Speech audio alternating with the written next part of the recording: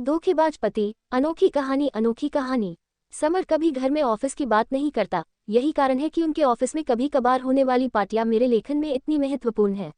Office के समाचार मुझे वहां पर ही मालूम होते थे। कोई भी पति कभी भी अपने गॉसिप या फिर घर में नहीं बताता, लेकिन अगर दूसरों का अफवाह हो तो फट से घर पर सब बातें बताता है। फिर पत्नी पार्टी में दूसरों के साथ मसालेदार खबर शेयर करती है।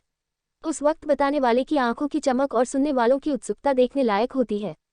पिछले हफ्ते की पार्टी में मैं सभी महिलाओं के आकर्षण का केंद्र थी। सबसे पहले छवि ने मुझे सबके सामने बेइज्जत करते हुए कहा, उस अकाउंट सेक्शन की बकबक करने वाली वर्षा से तुम्हारे समीर का अफेयर शुरू है। ये बात सच है क्या? उसके बाद प्रिया, दिव्यानी, मंदाकिनी, अंजलि सभी ने इस खबर की पुष्टि की।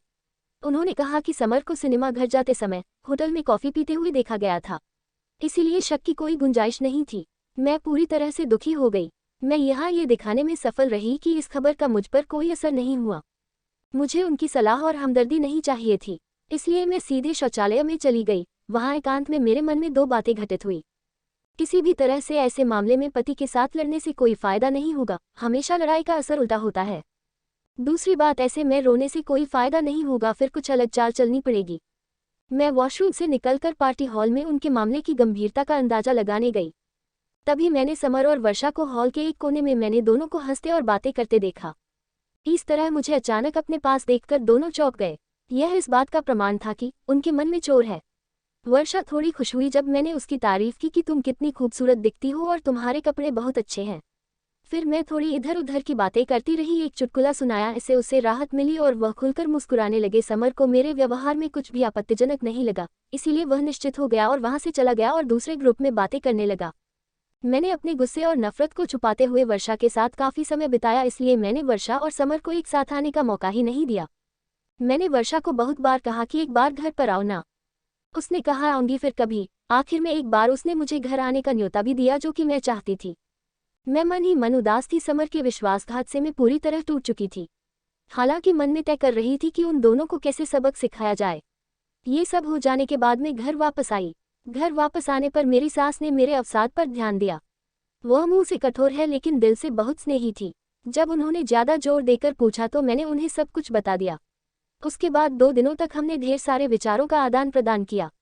उनसे बात करके मेरे उदास मन को राहत मिली। कुछ दिनों के लिए समर टूर पर गया। मैंने बिल्कुल ठीक शनिवार चुना और सुबह करीब 10 बजे वर्षा के घर पहुंची। वर्षा ने मुस्कुराकर मेरा स्वागत किया, लेकिन उसकी आंखें चिंता और आश्चर्य से भरी थी। अरे समय था तो इसलिए मिलने चली आई। मुझे तुम्हारी याद आई तो इसलिए आई, सोचा नई सहेली को मिलाए, इसलिए तुम्हारे घर आ गई। मैंने उसे अपनेपन से बोला, तुम्हारा स्वागत है। सोनाली, तुम शिव को क्यों नहीं लाई? अपने ड्राइंग रूम में जाकर पूछा। मेरी नंद आई है मायके, उनके 2 बेटों के साथ खेल रहा था। क्या लोगी, चाय या कॉफी? चाय चलेगी। वर्षा, अरे रिक्शे से उतरते वक्त कमर में मोचा गई, थोड़ा लेट जाऊं क्या? हाँ हाँ। उसने जल्दी से मुझे एक तकिया दिया और मैं आराम से उसके बिस्तर पर सो गई और वह चाय बनाने चली गई। चाय के साथ साथ वो ढेर सारा नाश्ता भी लाई थी। हमने खुशी खुशी चाय नाश्ता खत्म किया। जल्द ही हम कई विषय पर खुलकर बात करने लगे। बात करते करते मैंने उसकी शादी की बात उठा दी। शादी की बात करते ही वह थोड़ा डर गई। मैंने उससे पूछा, क्या तुम लव मैरिज करोगे या अरेंज मैरिज? इस सवाल पर वह बौखला गई। देखूंगी क्या करना है, उसने जवाब दिया। तुम जैसे स्मार्ट दिखने वाली लड़की के कई दोस्त होंगे, जरूर किसी से अफवाह होगा। बोलो ना, कौन है वह भाग्यशाली व्यक्ति? अब वह कैसे कहेगी कि उसका अफेयर मेरे ही पति से चल रहा है? तो मैंने उससे मुद्दे पर कुछ और समय निकालकर उसे प्रताड़ित किया। मुझे बहुत मजा आ रहा था। तभी मेरे मोबाइल फोन पर 2 कॉल आए, एक मेरे सास का और दूसरा मेरे बीसी की सहेली का था। मैंने उन दोनों से कहा कि मैं अब वर्षा के घर आई हूँ। मुश्किल से आधा घंटा बिता था। तभी मेरे सास, मेरी नंद मीनाक्षी, उनके दोनों बच्चे और शिव सभी वर्षा के घर में दाखिल हुए। बच्चे सीधे टीवी की ओर बैठे और वह कार्टून चैनल लगाकर देखने लगे। सास और मीनाक्षी सोफे पर बैठकर मेरी कमर की मोच के बारे में बातचीत करने लगी। मम्मी जी, आप मेरी बहुत परवाह करती हो। तुम एक नंबर की बेपरवाह लड़की हो। 1000 बार बोला कि वजन कम करने को, प्रसार पर नियंत्रण रखें, इसलिए वजन से कमर में मोच तो आएगी ही ना। पर तुम्हें तो किसी की सुननी ही नहीं है। सास का ऐसा रूप अवतार को देखकर वर्षा डर गई थी। भाभी की आंखें तब खुलेगी जब समर भैया एक खूबसूरत तितली के पीछे पीछे चलेंगे, मीनाक्षी ने कहा। इस पर सास भड़क उठी। तुम्हारे भैया के पैर तोड़ दूंगी और उस तितली के पर भी समझी। मेरे सास ने मीनाक्षी को जवाब दिया, अरे माँ, मैं मजाक कर रही थी, क्या तुम नाराज हो गई? फिर मूर्ख हो जैसी बात क्यों कर रही हो? वर्षा अपनी उंगलियां एक दूसरे में उलझाकर जमीन की तरफ नजर झुकाए खड़ी थी। मेरी सास की तरफ उसकी देखने की हिम्मत नहीं हुई। सास मुझे और मीनाक्षी को कहने लगी कि आज की लड़की में ना तो समझ है और ना ही सब्र, अपने गृहस्थी की देखभाल करने की अकल भी नहीं होती। फालतू में इसके उसके लफड़े में पड़ना और प्रेम विवाह करना ठीक है क्या? जिस रास्ते पर आपका काम नहीं है उस रास्ते पर क्यों चलना? बराबर ना वर्षा? हाँ, वर्षा ने झिझकते हुए हाँ कहा। तुम्हारी शादी हो गई है क्या? नहीं। तुम कब शादी कर रही हो?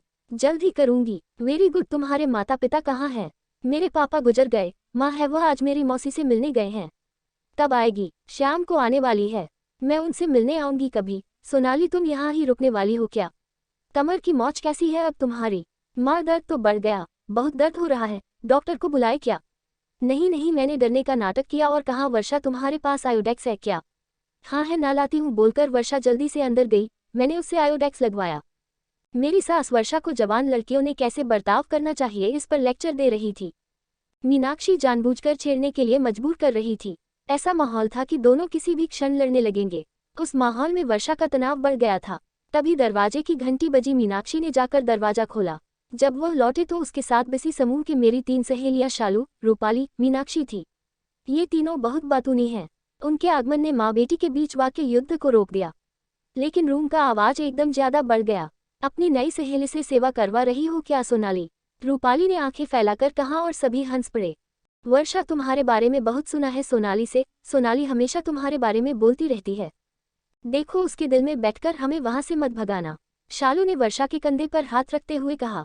हम अपने नए दोस्ती की नींव को मजबूत करने के लिए गर्मा-गर्म समोसे, जलेबी, ढोकला लेकर आए। मनीषा ने इतने बेपरवाह अंदाज में कहा कि वर्षा को हंसना आया। अपना परिचय देने के बाद तीनों साहसपूर्वक रसोई में घुस गए। आयोडेक्स को अपनी जगह रखकर हाथ धोकर वर्षा रसोई घर में गए तो उनकी चाय बनकर रेडी थी। लेकिन एक बात सच है कि सब कुछ वर्षा के घर में था और वह अपनी अपनी जगह पर था। शालू ने बच्चों के लिए फ्रीज से जूस का जग निकाला। हम सब चाय, समोसे, जलेबी या खाकर मजे में गपशप कर रहे थे। वर्षा के फ्लैट में ऐसा हंगामा कभी नहीं हुआ होगा। मेरी सहेलियों ने तुरंत वर्षा से दोस्ती कर ली। वर्षा भी उनसे बहुत खुलकर बात भी कर रही थी, जैसे वो पुराने परिचित हो। शालू ने शरारत भरे अंदाज में कहा कि सोनाली वर्षा से दोस्ती करने से तुम्हें जरूर फायदा होगा। मैंने कुतूहलवश पूछा कौन सा फायदा? अरे समर के ऑफिस में होने से वर्षा तुम्हें वहाँ की सारी बातें बराबर बताएगी। मतलब अगर तुम्हारे समर का वहाँ किसी से अफेयर हुआ तो ये तुम्हें तुरंत बता देगी। अरे हाँ, सच में वर्षा तुम मेरी आंखें बंद कर समर पर ध्यान रखोगी? मैंने बहुत प्यार से वर्षा को कहा। वर्षा के गाल एकदम गुलाबी हो गए। उसने जवाब नहीं दिया, सिर्फ सिर हिला दिया और फिर वह टेबल पर का सामान समेटने लगी।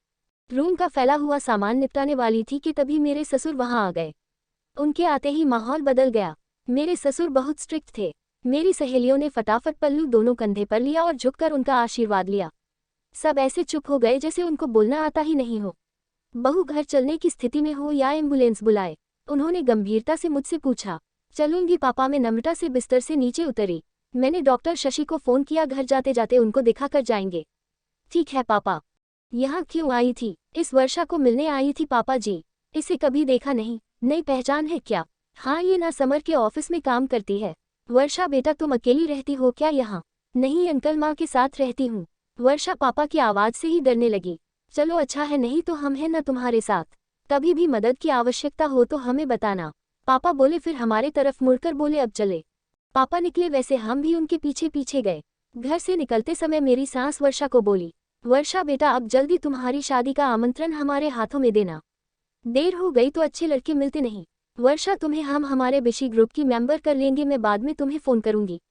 रूपाली के इस प्रस्ताव को हम सब ने अनुमति दी। तीनों बच्चे थैंक यू आंटी बोलकर बाहर निकल गए। लास्ट में मैं वर्षा का स्पोर्ट लेकर घर से बाहर आई।